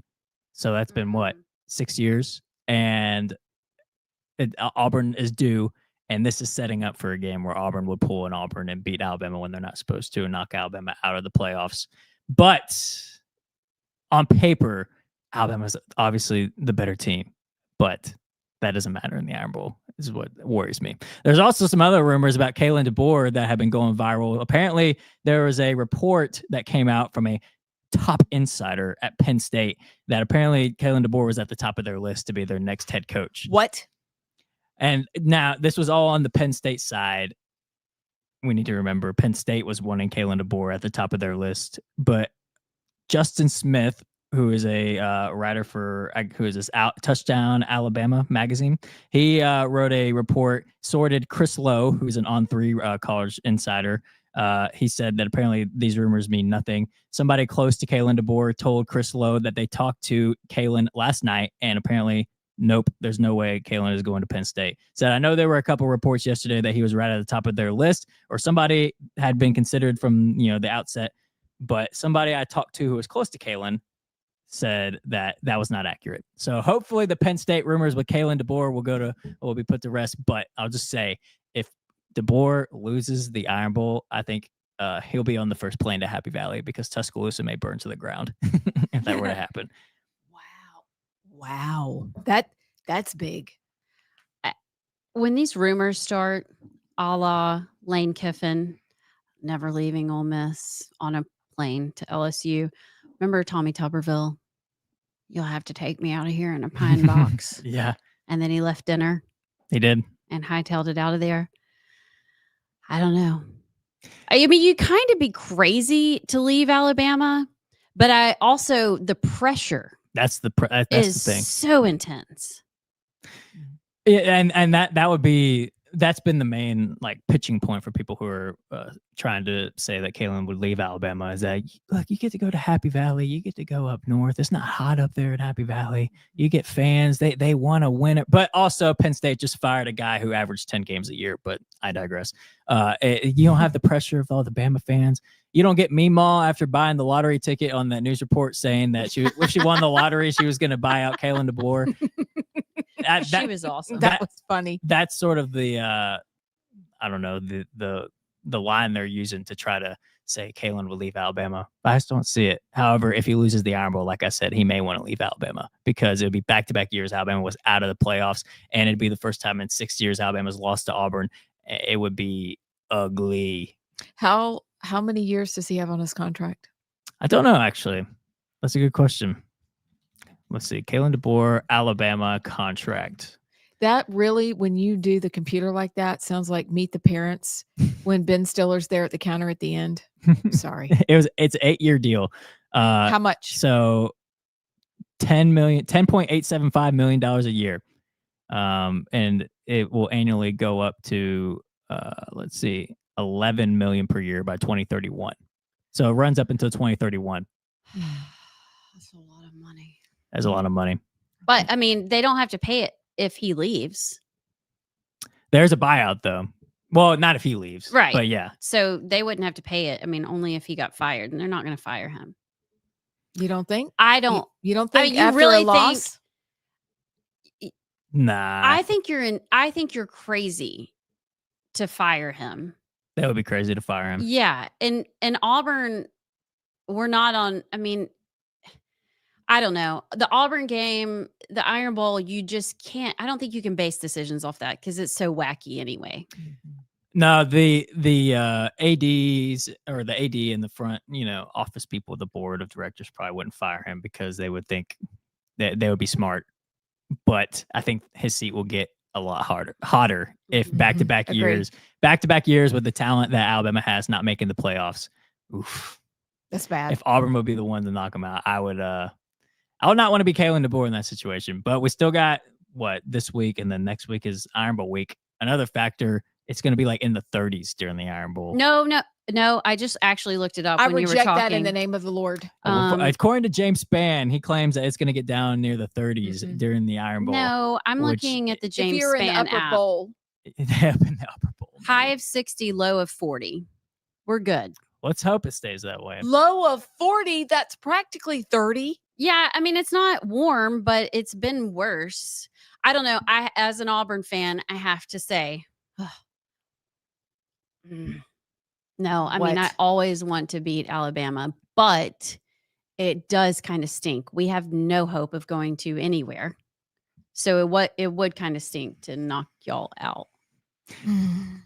I'm in the middle. Also, this is fun fact, actually. I think so. This is the first, or excuse me, 2019 was 6 years ago. So I guess this is the 6th time in a row there's been a unique head coaching matchup in the Iron Bowl. 2019 was Malzahn versus Saban. 2020, Saban got COVID and Sark had to coach that game. Oh, I remember that. So it was Malzahn versus Sark. 2021, it was Saban versus Harsin. 21 was Saban versus Cadillac, I think, actually. 2022, Saban versus Harsin. Last year, DeBoer versus Freeze, and then this year will be DeBoer versus Durkin. So that's crazy. Wow. 6 years in a row, we've had a unique head coaching matchup in the Iron Bowl. So, question: does Auburn's defense pull it together? Like, what happened last game? We had 563 yards of offense, and then our defense just tanked. I think Pavia is really hard to guard for Vandy, so I think they were up against a really good, a hard to guard offense. So I think there's that. I think probably, here's another aspect of it too on the Auburn side. Auburn is going to have pretty much 3 weeks to prepare for Alabama because they had a bye week last week. This week they got a cupcake. I don't even know who they're playing this week. And then Mercer. So pretty much a cupcake. They're already preparing for Alabama. And then this week, or the week after this week, they'll have Alabama week. So they got a lot of time to prepare for Alabama. And Jordan Hare is haunted. You never know what's going to happen there. So. Score. What's your score? What's your score? Ooh. What's the score? I'm gonna have to give you my score next week. Ooh. I can't Okay. do it right now. Okay. I got to feel the vibes as we're getting closer to the Iron Bowl. Oh, God. Okay. I think it's going to be. I think it's going to be one for the ages. Two teams that both have to do well. 24-21, but I don't know who's which. 24-21. That's a good. We got a whole week to prepare for it. Yeah. So there's that. 32-28. Oh, Who do you think's gonna win? Alabama. Okay. But I think Auburn is going to make them very nervous. And I think there's going to be some late action. how can you lose with Deuce Knight? I mean, just his name. I don't know anything about him, but He's a like, stud. I have to say, Deuce is a freshman. He's a stud. He's a dude. I'd much rather have Jackson Arnold playing than Deuce Knight. But also, we haven't seen Deuce Knight. He could go out and suck against Mercer tomorrow. it's just such a good name. I don't think that's going to happen. His parents knew when he was born Yeah. that he was going to be a quarterback for Auburn. They just knew. or something. Yeah. I mean, like, you don't name a kid a cool name like that if you don't know, I think this is in his future. That's all. Is he related to Suge? I don't think so. No, I don't. Dang it. That's funny. That But- would be awesome. That's JP on Sports for you. But before we go to break, I have to remind you all that JP on Sports every week is brought to you by Inspire Advisors. Inspire Advisors, Paul Breyer and his team, their whole thing is biblically responsible investing, which is really cool if y'all haven't heard about it. They invest in companies that truly reflect your values, and they help steer you away from investments that conflict with your beliefs, ensuring that your portfolio is both ethically aligned and financially sound. So if you got investments in companies that have, support abortion, support, anti-Christian values, that's where Paul Breyer and his team and Inspire Advisors will come in and help you have your portfolio fall in line with your values and your Christian values. So if you haven't heard about them, you need to go to their website, www.moneypatternwealth.com. That's moneypatternwealth.com. Inspire Advisors and Paul Breyer and his team, they'll get you all right. So make sure you go check them out. And I guess I'll send it to break after that. You're listening to Rightside Radio. We'll be right back.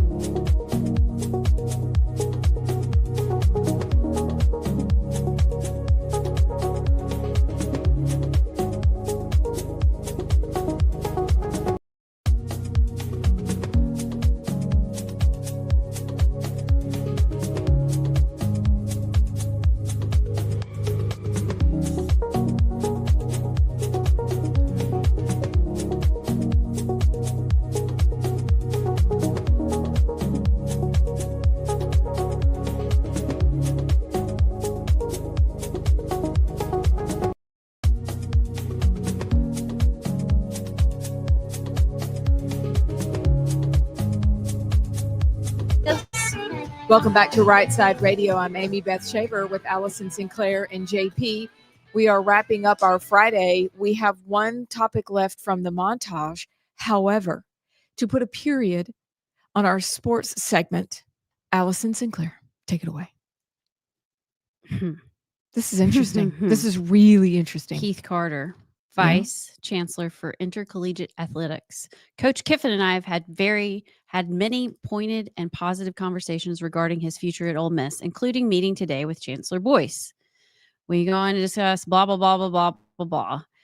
Coach Kiffin is focused on preparing our team for the Egg Bowl, and together we want to ensure that our players and coaches can concentrate fully on next Friday's game. The team is on the cusp of an unprecedented season, and it's imperative they feel the support of the Ole Miss family in the week ahead.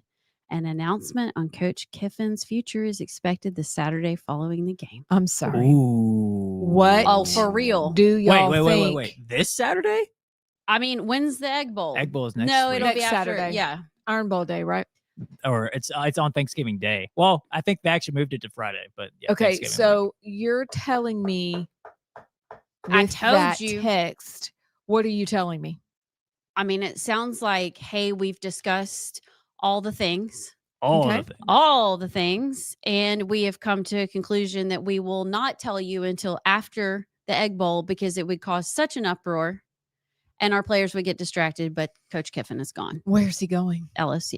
Yeah, if he's going to LSU. Yeah. You guys, really? Or you heard it Auburn here get him? first?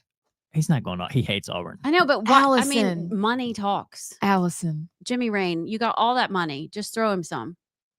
What? I'm not going to say it. What if they're setting it up though for after they win the Egg Bowl, he can go into the press conference and go, I ain't leaving, and then be like a that would be awesome. Oh my gosh! Do you think that'll happen? Like, what are the odds? What's the movie with Wolf of Wall Street? Wolf of Wall Street, yeah, like the Wolf of Wall Street scene. Yeah, when they're dragging him out. Yes. Yeah. Yeah. I don't know. I think if they're putting up an announcement that far in advance, I think he's staying. Why wouldn't you just say he's staying? Because it adds I mean, okay, first of all, Lane Kiffin is a guy, he's a theater guy. He likes to play things up. So he may be wanting to add to the mystique or something. He may have already told his players he's staying and just doesn't want to, or maybe he hadn't even told Ole Miss he's staying. He just tells them he wants to announce it after the Egg Bowl so that he can keep milking and try to get Ole Miss to pay more money. Wow. Well played, Lane Kiffin. I cannot believe I'm a Lane Kiffin fan now. I mean, Tennessee, then USC. I hated him, but I didn't realize that he went to rehab. I didn't know he had an alcohol problem. I know he cheated on his wife. Apparently they're back together and he is not drinking. And I just really like him. And darn Auburn. Darn it. Don't think it's us though.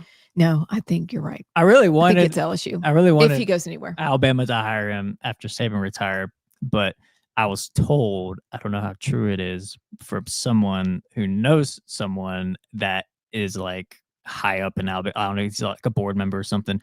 But apparently there were some shenanigans that happened while Lane Kiffin was at Alabama. And allegedly Saban told Alabama, you're not hiring Lane Kiffin. Like with girls? Why? Yeah. I mean, he was the co-ed king, right? Yeah. But apparently rumor is Saban told the school. I don't know. It could be not true, but that's the rumor that Saban told Alabama you will not hire Lane Kiffin. Well, we that's have a not new out of Lane. the realm of possibility. We do.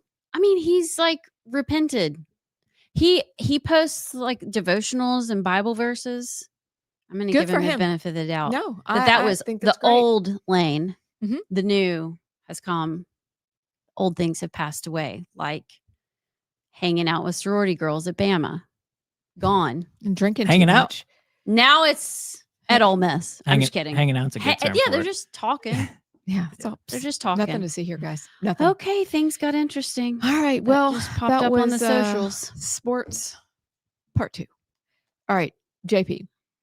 Do we have enough time? No, we got 10 seconds. Oh, that's not good. All right. Sorry. So listen, we have a great clip for you after the break, and it is a reminder of what we talked about at the very beginning of the show today about the montage and about that weird, strange, liberal video. I'm sorry, but they are. But the video of military people telling other people you can disobey orders. What was that? We're going to play the clip and then react after the break. Don't go anywhere. We'll be right back. Hey, my friends, Phil Williams here. You've heard me talk about Inspire Advisors, how Paul Breyer and his team at Inspire Advisors will help you grow your investment portfolio while also screening out the companies that don't stand for conservative Christian principles. Look, they are experts in what is known as biblically responsible investing, and they are now offering a limited opportunity for a free class on that BRI. Check out the class, register for free, their website, www.moneypatternwealth.com. It's godly, it's conservative, it's financial freedom, y'all, with Inspire Advisors at www.moneypatternwealth.com. Check them out. Tell them you heard about it on Rightside Radio.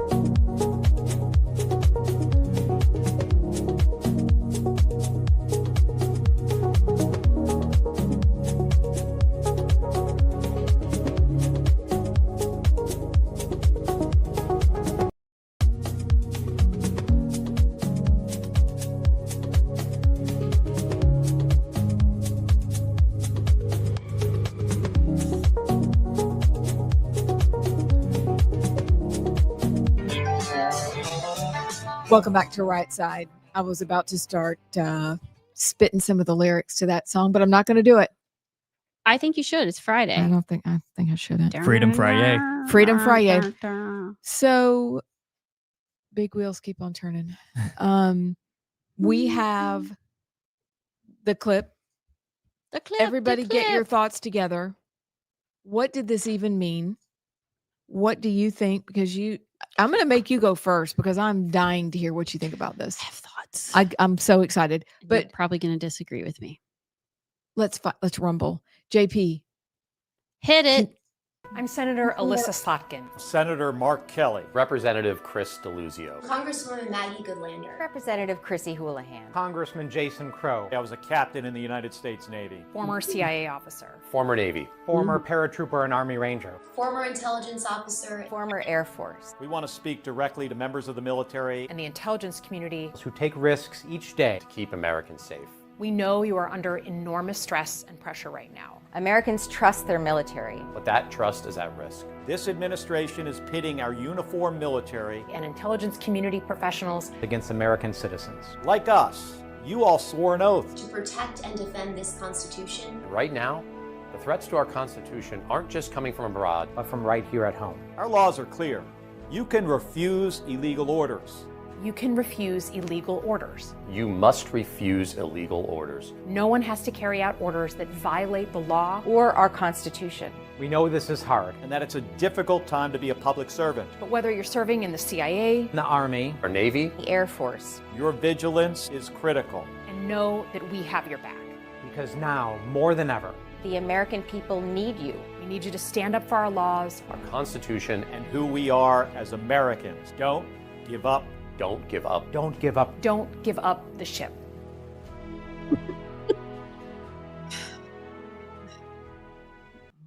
Okay. Allison? I do have a question before I go into my thoughts. Okay. What are they talking about? Like, is it? That's my main question. Well, did Trump say we need to go blow up people's houses? Like, what is it? There a specific thing that Trump said? No, I think it's just the National Guard deployments in particular. Like that's what they're talking about. That's the thing. Yeah, sending National Guard, but also they're trying to use that, to say that Trump is going to, send the 101st Airborne to go into liberal cities because he doesn't like the liberal mayors or whatever. But the main thing is the National Guard. They see that as an overreach of authoritarianism, even though JFK, LBJ, Eisenhower, they all did way worse. JFK literally sent active military members that were camping out on Ole Miss's football field to allow schools to integrate. That is a lot different than sending the National Guard because there are Antifa attacking DHS and ICE agents. So anyways, I don't want to get her down a rabbit trail, but yes, that's mainly the thing they're talking about is, deploying National Guard to cities. Is that what you thought they were talking about? Because that's not what I thought they were talking about. Well, I thought in part that was what they were talking about. But I also want to back up that the first rule of writing and communicating is to say what you've got to say. And when you finish a video like that with the heart-stirring music and don't give up the ship because I was a captain. Oh, Captain, my captain. Then you finish that and you go, what are you talking about? That rings true to me. And there are other things that I will ask questions about later. But even if that is true, say what you've got to say. No one knows what you mean. It is intentionally vague. It is chaotic. And you're left going, what are you guys even doing other than grandstanding about how holy you are for saying, don't give up the ship? Except COVID. Allison, go. I thought they were talking about maybe what they're doing to the drug traffickers and, blowing up ships. I mean, I'm sure they would say that's one of the reasons. But I think they would for sure use the same line of reasoning with that. I thought maybe they were talking about ICE raids. I thought maybe they were just being preemptive of, hey, we know things are going to be coming down the pipeline. So here's the question that I have, and where I might, because you first listen to that and you're like, and Caroline Levitt starts talking about this, this is sedition, this is treason, this is, Trump truth that they should be put to death, or treason is punishable by death, which is, I guess, in the Constitution. And so the reporters were like, does that mean Trump wants to kill these whatever, blah, blah, blah. You know how they do that. But I think back to COVID. I think back to elections. I think back to some of the things that we just walk through when we go, okay, let's go back to like the Holocaust. We would want some of those people, soldiers, to deny their orders. So is that what this is? And if it were us saying you don't have to go arrest that mom and dad because Biden told you to go arrest them because they've put their child in danger because they didn't get the COVID shot, like, would we be okay with that? Or is this different? Well, first, we got a text. Mike from Florence said that one of the folks in the video afterwards saying that Trump was threatening to shoot protesters when he asked if they couldn't just shoot them in the leg.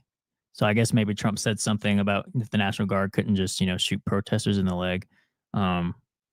Which I think I may have seen that quote, but I can't remember when that was. But I think with your well, I don't know if you want to go ahead. No, go ahead. I'll save it. I'll write it down. Don't forget. I won't forget. With your question, I think it's real simple of Trump is not doing unlawful orders. Like, in theory, you're correct. Yeah. If Trump asked, the military to go, I don't like what that Chicago mayor said about me. Just go in and start wrecking havoc. Just start killing people, whatever. Then, yeah, that's a crazy, unlawful order. I would hope some, folks in the military would say, nah, actually, we're not going to do that. But asking the National Guard to go and restore order in cities where the murder rate is absolutely through the roof, but also to protect ICE and DHS agents that are getting their cars rammed into them, and being, stopping them from doing their lawful orders, then like that is 100% not even like, it's not even bordering the line of unlawful. That is a 100% lawful decision that the chief executive can make. So what they're trying to do is say that Trump's a Nazi, say that Trump is Hitler, and say that Trump is asking the military to do unlawful things. So they're hoping that some liberals in the military will see that video and I'm going to take a stand, and then pretty much, start some sort of insurrection, if you will, within the military. So in theory, you're correct. It's not even close to what is happening, though. They're lying and they're trying to gaslight, and hopefully some captain or some private in the military who votes left will hear it and, start an insurrection. That's what they're wanting. So remember when James Comey left those pebbles on the beach? Yeah. Gosh. And they are forever getting away with, what do you mean? I completely agree with both of you, because I think it's all of it. I think it is, they could be talking about ICE raids. They could be talking about drug traffickers. They could be talking about the National Guard. But on the one hand, that is such a negative. There's the gaslighting that is constant. It is their calling card. 8647. I just found these on the beach. Put numbers I just together. stumbled upon What it. do you mean? And then you come on a video and you're like, don't give up the ship. And you're left going, wait a second. They are sowers of chaos, confusion, division. Every time. This is what they do. And none of these things would happen that we'd be talking about ICE, or we would be talking about drug trafficking, or we would be talking about the National Guard if the cities in the Summer of Love in 2020 weren't burned to the ground. If a whole, governmental offices weren't taken over. If Atlanta, the Wendy's, remember the Wendy's was burned? Oh my gosh. I mean, forgot there about are that. so many things that happened that they were mostly peaceful.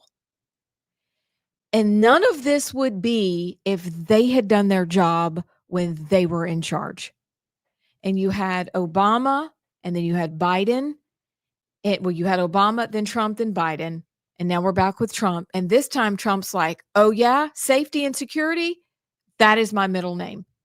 But we're here because they didn't do what they were supposed to do. And they left cities in disarray, and they left them burned to the ground. And they let murderers like the Charlotte guy out of prison to go murder Irina on the bus. They do these things, and then they pretend like they've done nothing. And it is so evil. Like the evil is too kind of a word. They care for nothing but themselves. They come out and make these vague videos that are basically plausible deniability for anything that could, should, might happen. We don't know. If they had just done their job, we wouldn't even have this conversation. Trump did walk back the sedition comment, and he did say that was it was punishable by death. So he did walk that back. I'm glad for that, because again, last week was not a great week for him. This week, you're bringing something up that we're all interested in, but we're left so confused by what they said, because they're just trying to get in front of the camera to make something stick without telling people, oh, by the way, we're in disarray because of us. And by the way, wouldn't have the military people that were let go during COVID because they didn't take the jab, wouldn't they have loved to disobey orders then? And they did. Guess what? They did. And they got fired. So with your weirdo, vague, whatever you mean video, save it.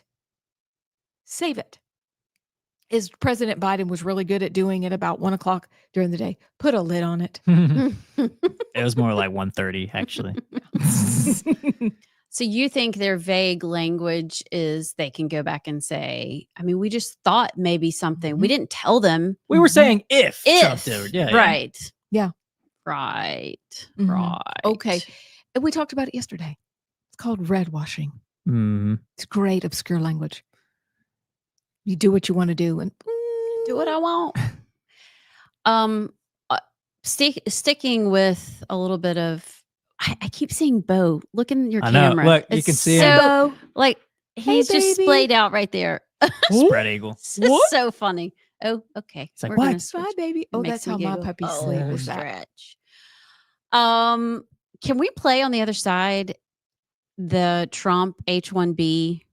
Yeah, I can find it if you want. Yeah. Because you said he had a bad week last week. I thought this week was going to be better, but it's still a dumpster fire. Mhm. Can I say one more thing too about the Oh yeah, what we were just talking Yeah. about? It's real quick, but you said, well, we would have wanted the Biden FBI / military members to defy orders of targeting people because of their Christian beliefs, or targeting people because they weren't getting vaxxed. And if we wanted them to defy orders then because it was illegal, wouldn't we say the same with Trump? I wish Republicans would take the stance more, and Christians in that particular. Yeah, well, we're right and they're wrong. Like, it's really that's like Trump is not defying orders. Biden was. And it's like the same thing with Christians. Like, well, you can't impose your morality on non-Christians. Like, yeah, we can, because we're right. It's truth. So that really is the answer with this one too. Biden was doing unlawful orders. Trump is not doing unlawful orders. Period. The end. So I wish Republicans would take that stance more. It's like, yeah, this is right. That was wrong. I love that. So quit apologizing. Just quit. That's brilliant. I love it. you just have to be prepared. Kind of like the whole filibuster debate.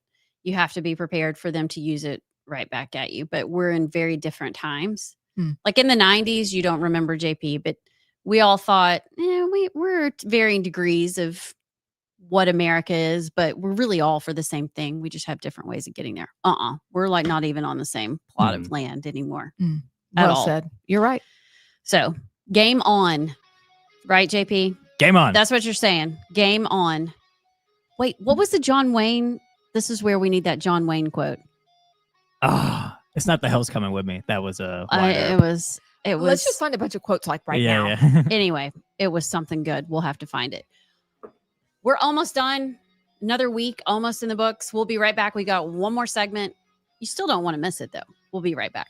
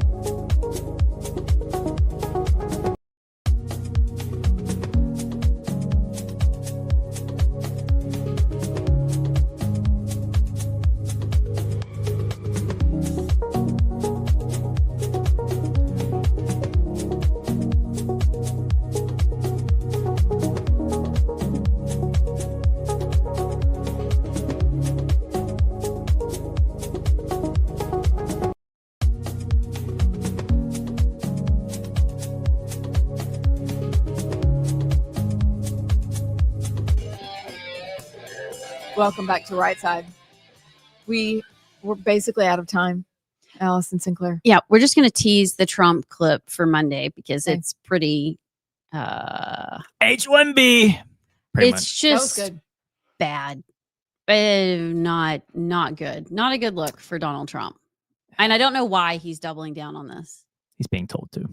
Susie Wiles. Well, yeah, or other people that would be affected, like Peter Thiel / Bill Ackman, the Silicon Valley folks. Oh, now you're just meddling. Now you just But meddling. we can't end the show on a bad note. No, You're right. We gotta You're have right. it. So y'all are going to have that discussion on Monday. Oh yeah. Oh, you won't be here. I'm sorry. Gosh, Mom's leaving. It might all fall apart, Abs. It's going to be awesome. You guys are fabulous. At least JP's here. Keep it Allison, together. You're fabulous. It's going to be great. Oh, God. It's going to be great. Let's see if I can find a. Okay. All right. We got a couple minutes. Here's one. Here's a good would you rather. Would you rather exit question of the day of the week? Okay. Ooh. Would you rather be 11 feet tall or 9 inches tall? 11 feet. Oh, I'd get squished. If you were 9 inches, you'd get stepped on. yeah. You get stepped on. Like the goose Like- outside would eat you. Just Like, like that. the birds would see you and think you're yeah. You'd have to live in a snow globe. I mean, 11 feet is not ideal, but much better than 9. Yeah, I probably agree with that one. Let's see if I can find another good one here. Some of these are I don't even want to say on air because Okay, they're. don't do it. Let's see. Don't do it. Would you rather always have BO and not know it, or always smell BO on everyone else? Smell BO. Smell BO. No. So you can't smell yourself? Yeah, you never know you had BO. Okay. Oh boy, that is an unfortunate smell.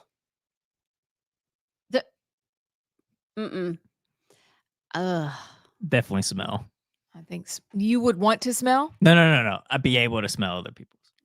Oh, yeah. Really? Yeah. Oh, excuse me. I don't want to everybody. smell because everybody's gonna think, oh, that's the guy that smells you. Yeah, but do you know how awful that is? Listen, like yesterday, Abs's lunch up here I'm a smelled dude. like armpit. Armpit. Armpit plus chili. And I spent my life in locker rooms. Okay, I can deal with BO. I don't want to Okay. smell like it all the time though. But it is an unfortunate experience the first time that you do smell it. You're like, wow, Lord, that's a lot. What did we smell like before the fall? Anywho, probably not Roses. bad. Okay, Roses. what else you got? All right, last one. This is a doozy. Oh gosh. Would you rather get a paper cut every time you turn a page, Oh. or bite your tongue every time you eat? Oh. That's horrible. Oh. Those are really bad options. Paper cut because I don't turn pages often. I don't really read. That's true. Yeah. Yeah, and then I can just like get digital books. Yeah, I'd probably go. Yeah, because I love to eat. Yeah. Anything inhibiting my eating? I'm not that. That's painful. It makes me. I feel bad. It's like, and then it starts to, like, you eat something sour, and then it just expands. Ugh, I hate it. Ugh. Abs, what would you do? Same. Blech. No, thank you. We have lots of texts, but we didn't get to them. Well, Brad, Michael, John, JD, Mike. Maybe Monday. Maybe Monday. Yeah. Abs, have so much fun on your vacation. I hope you girl, make I it will. back. I do too. I'll let you. I'll keep you posted. Keep us posted. JP, have a great weekend. You're doing lots of things. Oh gosh, I'm looking All forward the to it. things. Y'all have a great weekend too. JP and I will be back on Monday and Tuesday. Then it's Thanksgiving. We'll see y'all later.